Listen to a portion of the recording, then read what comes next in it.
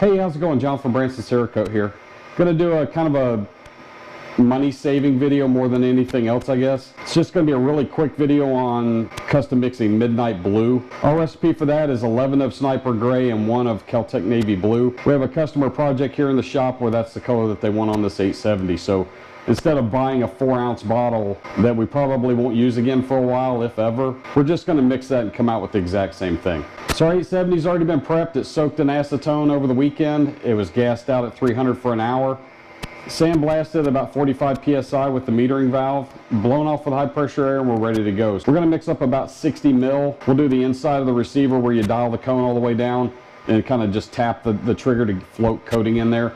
And then we'll cover the outside of it normally with the 6-inch fan. After that, it'll go in the rack to air cure. We'll let that solvent evaporate out and the coating level down into the etching. And then it'll go in the oven at 300 for an hour to get it finished off. Like I said, just a real quick project, more of a save you some money by not having to buy a color if you can make a color. And as always, don't forget to like, subscribe, comment, and share. And check us out at BransonCerakote.com for all your stencil needs. Have a great day.